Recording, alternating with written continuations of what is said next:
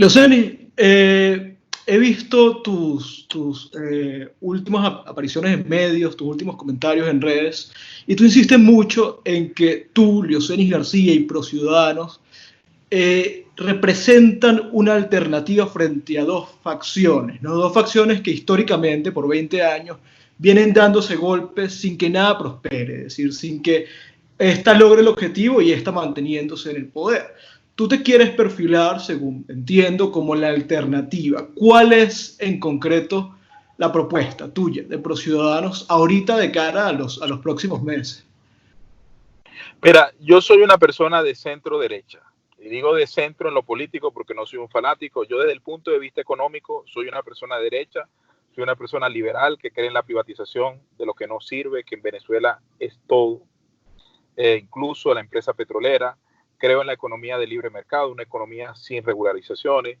Creo además que lo público es de nadie y que lo privado a alguien le duele, y creo que al Estado hay que limitarlo y que el Estado tiene que encargarse de la infraestructura, y que los únicos dos subsidios que debe haber en la sociedad es el subsidio a la educación y la salud.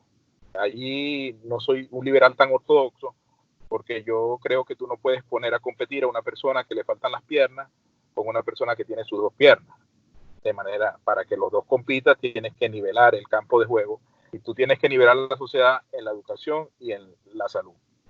Yo creo que la socialdemocracia y el socialismo se juntan en un mismo núcleo.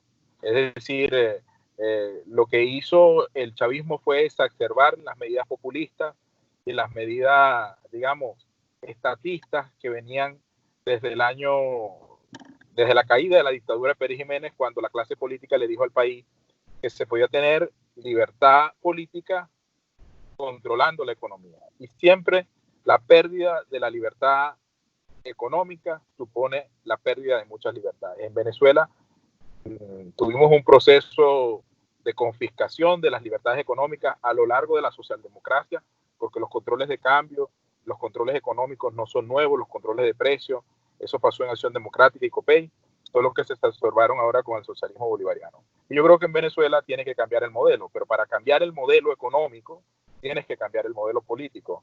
Hay dos formas de cambiar el modelo político. Uno a través de la violencia y otro a través de la vía del voto. Yo he estudiado los procesos de Polonia, que por cierto es muy parecido al de Venezuela, después de la invasión del año 37, que se dividió Polonia, quedó una parte en manos de los soviéticos y otra parte en manos de los nazis. Surgió un gobierno interino, ese gobierno interino fue apoyado por todo el mundo. Después, cuando se hizo el pacto para acabar la Segunda Guerra Mundial, las potencias, Rusia pidió que dejaran de apoyar, la Unión Soviética, que dejaran de apoyar al gobierno interino de Polonia. El gobierno interino de Polonia se mantuvo en el tiempo hasta los años 80, cuando apareció un tipo vinculado a las luchas de la gente, a las luchas del pueblo, a las luchas que fue Lech Walesa. Y Lech Walesa empezó un proceso de fuerza, de presión, que llevara al régimen a la negociación, como efectivamente lo llegó en el año 89, cuando se dieron las elecciones semidemocráticas legislativas del 89, que eran unas elecciones absolutamente manejadas por el régimen, pero que el gobierno ganó la mayoría de los escaños a través del método electoral que les permitía tener una mayoría en el Congreso, pero todo el mundo sabía que había perdido las elecciones en número de votos, y eso abrió el proceso de transición. Lo que pasó en España con Adolfo Suárez y el proceso después del pacto de la Moncloa, lo que pasó en Chile con el gran presidente Patricio Aylwin, lo que pasó en Argentina con el gran presidente Alfonsín, y un ejemplo que todo el mundo conoce, que es el de Nelson Mandela. Yo en esos procesos creo. Y yo creo que en Venezuela tenemos dos problemas, Avendaño. Uno, una oposición que lleva 20 años cohabitando con el régimen, que están acostumbrados a ser oposición. Ellos no quieren ser gobierno. Y ahora ha quedado una oposición que tiene una prueba de fuego. Algunos de ellos están en la mesa de diálogo nacional con el gobierno, otros no están en esa mesa, que es el de presentarle una alternativa al gobierno. Pero hay dentro de esa oposición nueva, entre comillas, algunos tipos que no son oposición, sino que simplemente quieren acompañar al gobierno a un proceso electoral sin garantías, sin testigos, y esa no es la posición de ProCiudadanos. Nosotros hemos recibido un partido político después de muchos años de lucha, son 3 años que nosotros intentamos ser partido, y curiosamente fuimos el último movimiento en ser proclamado por el Consejo Nacional Electoral. Y yo estoy muy claro que nosotros somos un ave rara y una pieza incómoda en este tablero de las elecciones del diciembre. Y por eso yo estoy pidiendo cosas en solitario que nadie se atreve a pedir. A mí me llama la atención que algunos factores de oposición, entre comillas, que están participando para las elecciones de diciembre, no hablen de la observación de Naciones Unidas, por ejemplo, que no hablen de cuáles son los estándares mínimos de la OEA, aunque no seamos parte miembro, pero podemos cumplir los estándares para que la OEA, para que el proceso sea transparente, o no hablen, por ejemplo, de los 13.000 centros electorales en todo el país y cómo levantamos el dinero para que los testigos tengan su desayuno, su almuerzo, su cena, su transporte, y antes de las 6 de la tarde nosotros podamos tener las actas electorales. No sé si... Sí, entiendo, y para aterrizar un poco eso, yo sé que tu planteamiento, porque además ha sido explícito, es muy claro. Participar en unas elecciones parlamentarias es exigir condiciones. Ahora, tú haces una alusión a otros procesos históricos que yo creo que no se corresponden en lo absoluto. Por ejemplo, el caso de Polonia es muy diferente al tema de Venezuela. Estamos hablando de un modelo que ya se estaba agotando, donde la Unión Soviética estaba prácticamente a punto de desmoronarse. Además, se dio luego un proceso de negociación amplio y extenso. El caso de Chile tampoco es comparable. En este momento estamos hablando de un régimen narcotraficante vinculado a terrorismo internacional. ¿Tú estás dispuesto a participar en unas elecciones orquestadas por un narcorrégimen vinculado al terrorismo internacional? Es decir, ese es el contexto en el que tú estás dispuesto a participar. Sí, yo estoy dispuesto, yo tengo muy claro quiénes son nuestros enemigos y tengo bien claro cuáles son sus debilidades. Maduro, con una participación del 55% del electorado venezolano y teniendo nosotros los testigos y las actas, no puede ganar las elecciones. Eso no quiere decir que no intente robársela, pero es más cuesta arriba para Maduro intentar robarse las elecciones cuando ha habido una participación superior a la del 55%, porque Maduro solo se beneficia de la abstención y donde la oposición tenga las actas. Yo estoy muy claro que quienes están en el gobierno no son unos demócratas. Nadie tiene ninguna duda. Eugeni, discúlpame que te interrumpa, es que no solamente no es que no son unos demócratas, es que son unos criminales. Es decir, yo creo que es completamente ingenuo plantear que una votación abrumadora pondría a Nicolás Maduro en una postura sumamente difícil. Estamos hablando de un tipo que tiene vínculos con Hezbollah, con el ELN, con la FARC, que asesina, que tortura. Es decir, de ahí a robarse una elección, la brecha es gigantísima. Robarse una elección es nada. Como tú estás opinando en esta entrevista, yo te pregunto entonces, ¿qué hacemos? ¿Hacemos lo que ha hecho Voluntad Popular? Ese es el camino. Bueno, eso no me corresponde a mí. Creo que el hecho de que esta alternativa no haya funcionado no valida una que por años no viene funcionando. Es decir, porque fracasó. El tema de enfrentar a un gobierno que tú has descrito como un gobierno criminal a través de la vía de la violencia fracasó. Yo no estoy hablando de la vía de la violencia.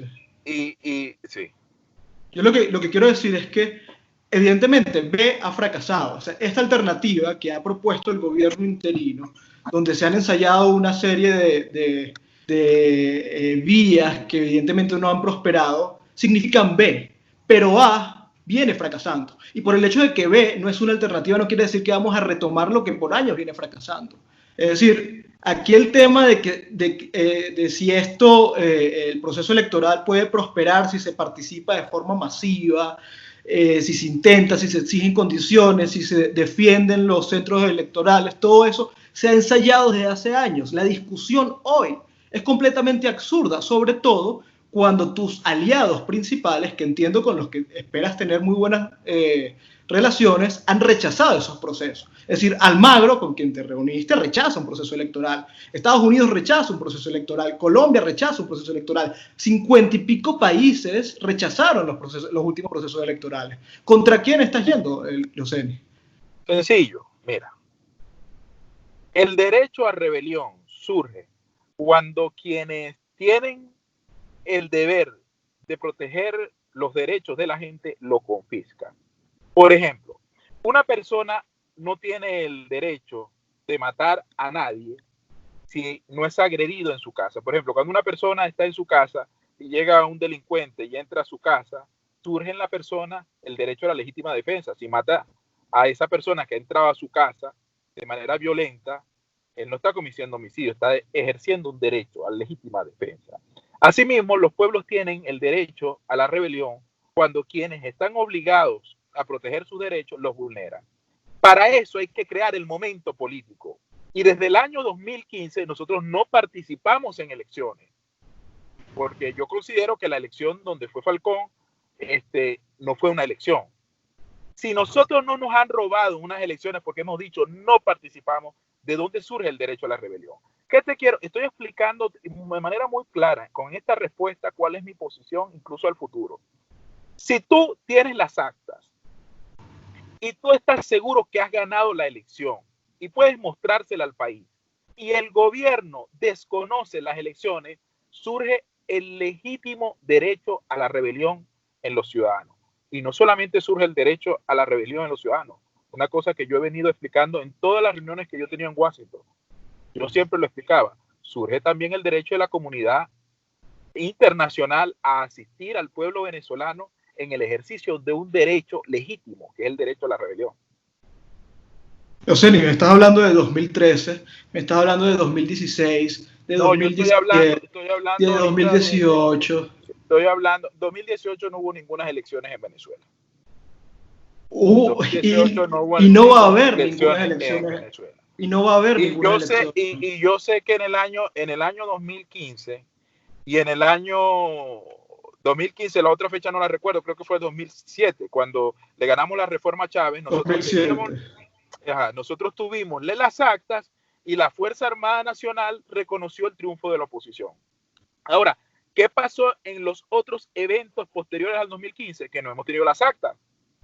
Henry Falcón tenía las actas, no tenía las actas porque no tenía los testigos.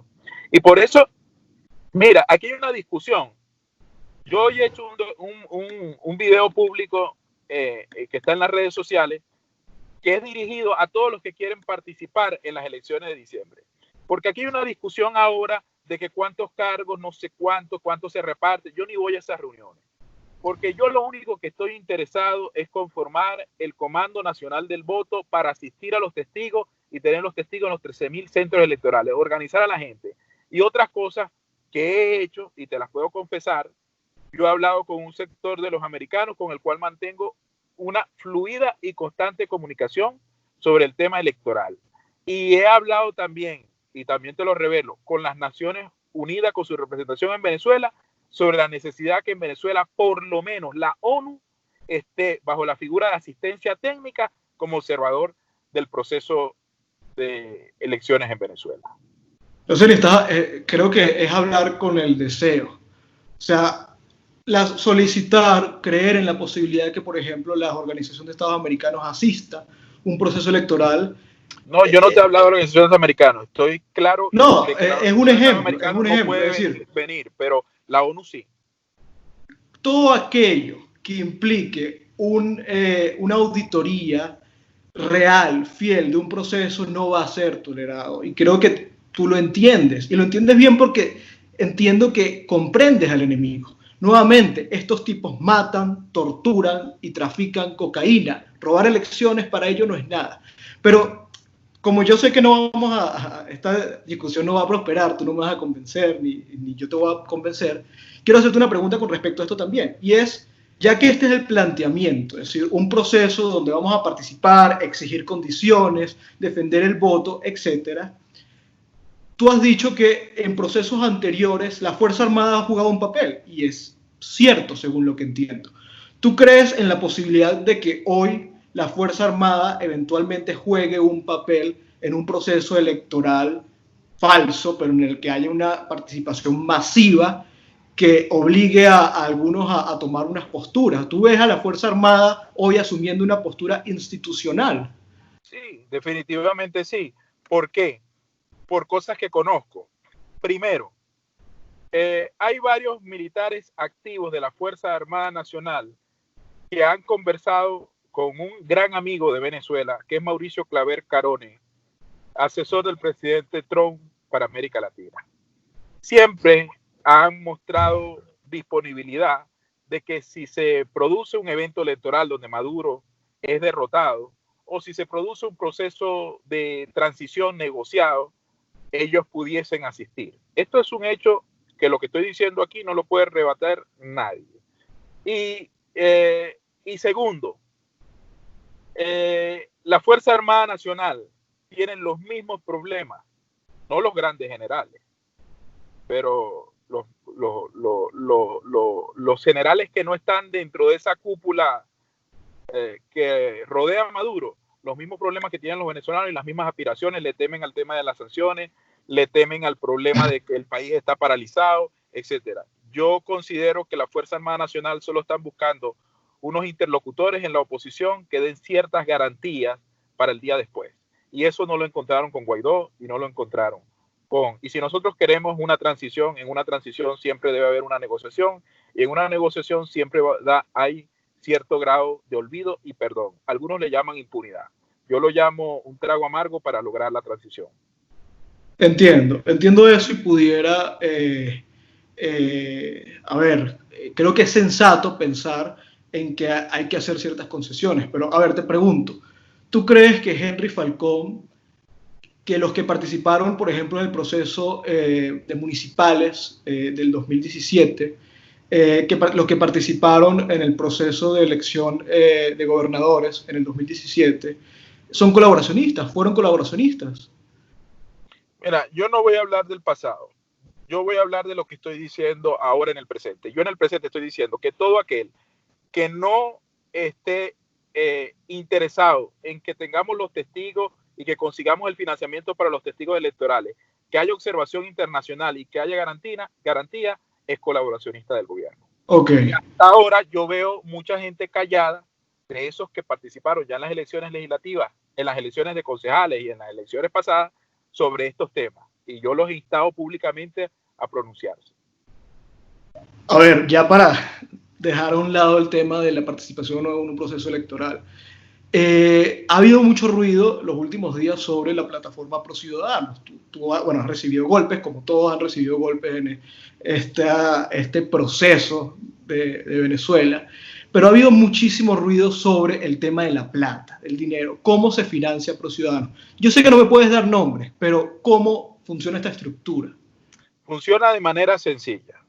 Pro Ciudadanos tiene una red de empresarios que en su mayoría están en contra del socialismo gobernante, que apoyan a Pro Ciudadanos, apoyan a Leocenis García.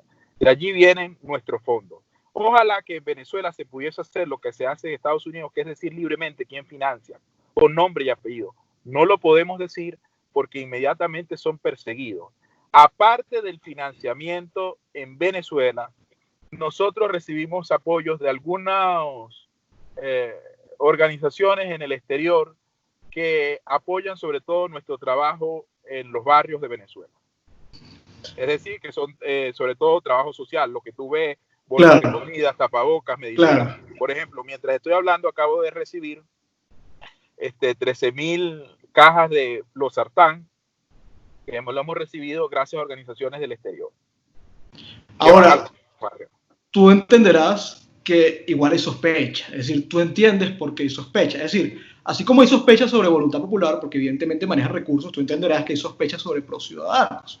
Y es natural, porque ¿quién tiene plata en Venezuela? Es decir, cuando tú me hablas de empresarios en Venezuela, uno asume... Pro Ciudadanos es principalmente financiado en Venezuela por empresarios vinculados al sector bancario y asegurador. Eso sigue sin decir nada, es decir... Te estoy diciendo muchísimo. No, sigue sin decir nada, porque por ejemplo un empresario vinculado al sector bancario puede ser Víctor Vargas, fácilmente. Bueno, Víctor Vargas nunca financiaría a ProCiudadanos. No, yo entiendo, pero es decir, cuando tú me dices empresarios que financian, ¿quiénes son? Porque por un lado están estos que están financiando a Voluntad Popular, que son explícitos, todos sabemos quiénes son, que pueden ser moralmente condenables o no, pero muchos saben, mira, estos tipos están asistiendo a Voluntad Popular. Puede que haya otros que entiendo que no es el caso, que pudieran estar asistiendo a otra alternativa como la que representa María Corina Machado. Pero ¿quién está financiando a ProCiudadanos? Ahora, No mira, me digas nombre, pero te voy a contar, ojalá que tú pongas esto que voy a decir. Ojalá que puedas ponerlo. Pues en mi primera reunión con Mauricio Claver Carone, en la Casa Blanca, la primera vez que yo me reuní, yo le dije, mire, si ustedes quieren provocar un cambio de gobierno en Venezuela, tienen que hacerse también, no solamente del sector militar, sino de los empresarios. Y Venezuela no es Suiza ni Estados Unidos. Venezuela es una economía estatista donde ninguna fortuna se ha hecho fuera del Estado. En Venezuela, para hacer dinero, hay que hacer dinero con el Estado. Tanto es así que Lorenzo Mendoza, uno de los empresarios más exitosos de Venezuela, vive de los dólares preferenciales del gobierno. Entonces yo le dije, si ustedes están sancionando a todos los empresarios que han hecho negocios con el gobierno, tienen que sancionarlos a todos y tienen que sancionarnos a todos los políticos. Tienen que sancionar a Leopoldo, a María Corina, a Leoceni García, porque todos recibimos dinero de esos empresarios que hacen negocios con el gobierno. O sea, que ProCiudadanos y Leoceni García recibe dinero de empresarios que tienen negocios con el gobierno. Lo que te estoy respondiendo es literal para todo el mundo. María Corina, Leopoldo, aquí todo el mundo recibe dinero de empresarios que han hecho negocios con el gobierno, bien con la Cuarta o con la Quinta República, porque esto es Venezuela, esto no es Suiza. Claro, pero eso es grave.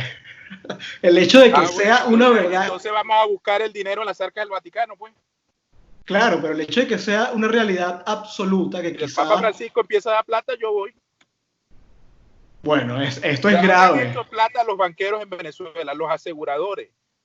Pero ¿de dónde viene el dinero? ¿Pero de dónde viene el dinero aquí de todo el mundo? Y yo no quiero hablar, sobre todo de María Corina, que le tengo un gran aprecio y gran respeto por su trabajo. Pero la propia María Corina recibe dinero de gente que ha hecho negocios con el Estado. ¿Cómo quién? No lo voy a decir. Porque yo okay. tengo eso no desmerita a María Corina, que además es una de las personas más decentes de este país. Bueno, ella tendrá que responder a eso, porque creo que es una acusación, es decir, hacer negocios con el Estado. Es una acusación. Pero María Corina, por ejemplo, no es amiga. La mamá de María Corina no es amiga de la mamá de Francisco Acombí, por ejemplo. De toda la vida. ¿Qué van a hacer? Se van a sacar la sangre y van a romper la amistad. ¿Y eso hace María Corina una corrupta? No, si eso es Venezuela. Bueno, claro, eso es Venezuela y eso explica mucho de Venezuela porque estamos aquí. Ahora, antes de pasar al siguiente ya para este punto, una cosa, el Estado no es cualquier Estado, nuevamente. Es un Estado narcotraficante vinculado al terrorismo internacional, etcétera, con estas características.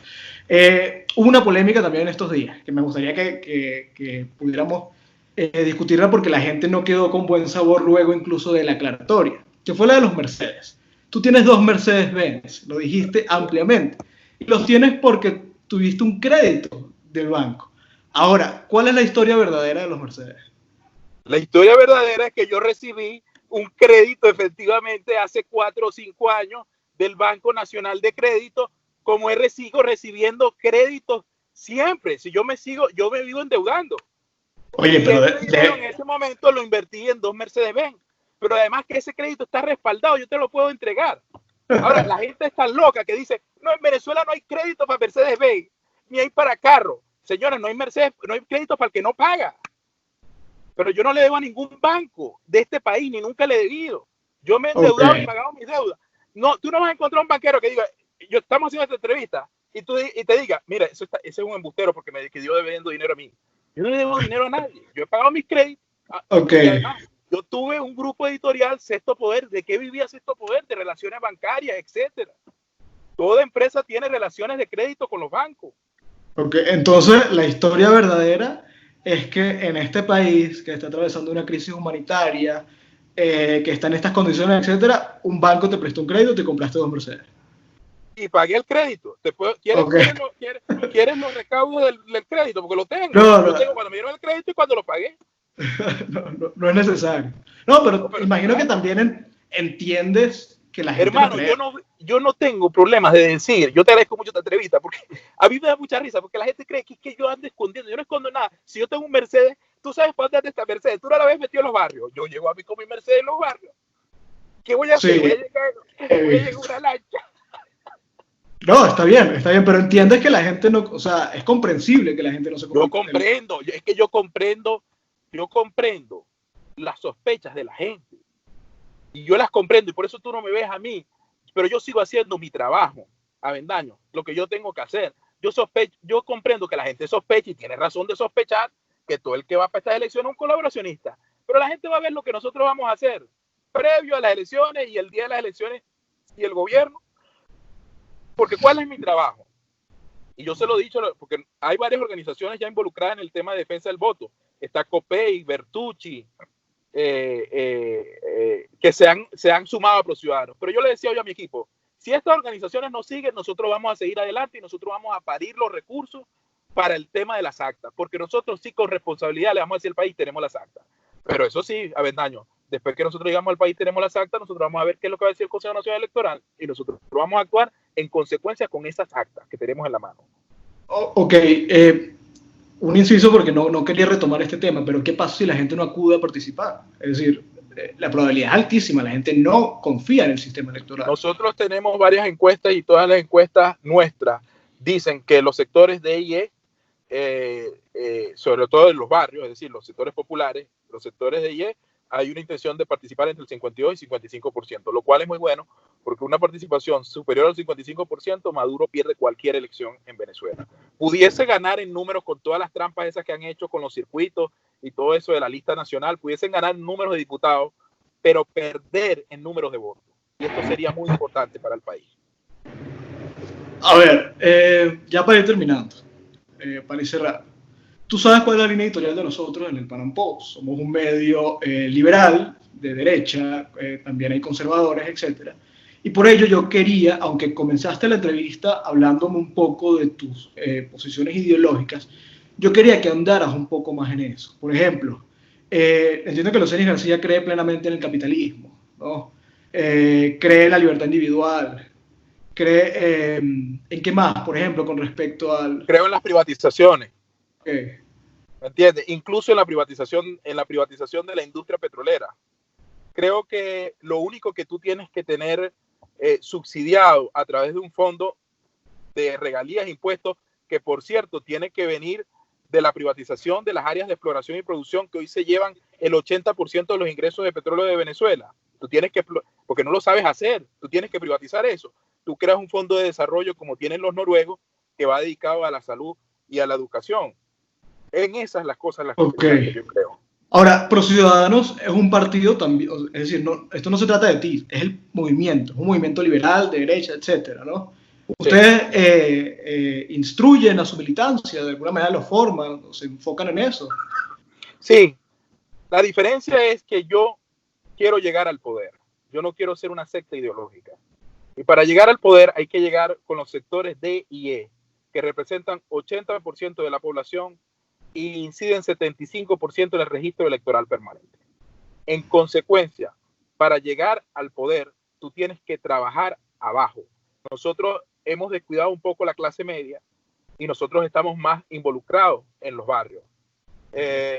¿Hay formación ideológica? Sí la hay.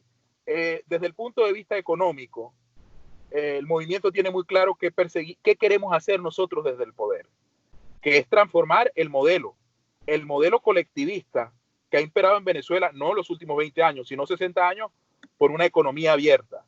En lo político, siempre hay discusiones a lo interno de cómo hay que hacer las cosas. Por ejemplo, nosotros tenemos asistencia social y ayuda social. Algunos pudiesen llamar a esto populismo, pero no es populismo porque nosotros no creemos que cada vez que nosotros entregamos una bolsa eso va a resolver el problema, ni cada vez que entregamos una medicina. Nosotros estamos sumando voluntades para cambiar el modelo y para que el día que lleguemos al poder, más nunca la gente tenga que ir al Estado para pedir una medicina ni una bolsa, sino cada quien, producto de su esfuerzo individual, pueda obtener las cosas, la seguridad para él, para su familia, para los suyos, pagar su seguro de vida, pagar su educación, etc. Bueno, sí es populismo, porque tú lo que buscas es el voto de esta persona a la que le das la bolsa de comida. En ese sentido es populismo, que no es condenable. Yo creo que es un recurso electoral El y amor, el estratégico. amor, el amor y la solidaridad ahora lo llaman populismo. Yo tengo muy claro qué es lo que tenemos que hacer con nosotros en el país, Avendaño, y qué vamos a hacer desde el poder. Nosotros admiramos el modelo de libertad económica de Estados Unidos, de Reino Unido, de Alemania. Eso es lo que nosotros admiramos. Nosotros no admiramos a Cuba. Y cuando tú ves mi oficina, que debo ser el político que el único que lo tiene, tú vas a encontrar la bandera de Estados Unidos y la bandera de Venezuela. Siempre sale en mi video. La bandera de Estados Unidos me la regalaron los miembros de la embajada americana la primera vez que visitaron Sexto Poder, de la Oficina de Asuntos Políticos, y yo la mantengo allí. Cuando me preguntan por qué tiene la bandera americana y la bandera venezolana, yo digo, porque aquí está el modelo económico que yo quiero para el país, para mi país. Y esta bandera de Venezuela es mi país, pero este es el modelo económico que yo quiero que reine en Venezuela. ¿Cuáles son las referencias teóricas del ProCiudadanos o tuyas? Bueno, en mí ha influido mucho desde el punto de vista económico Milton Friedman, de la Universidad de Chicago. También he leído muchísimo la universidad, la Escuela Austriaca de Economía, von Mises, Hayek, etcétera. Pero hay una filósofa que para mí me impactó muchísimo, que se llama Ayn Rand. Ahí está la Okay. referencia de mi pensamiento. Y ProCiudadanos se basa también en estas referencias teóricas como Lo, plataforma. lo intentamos, trabajamos mucho en eso. Yo hago constantemente talleres para los muchachos. Constantemente acudimos al profesor Sánchez García, que es una de las personas que ideológicamente siempre nos dicta foros y talleres.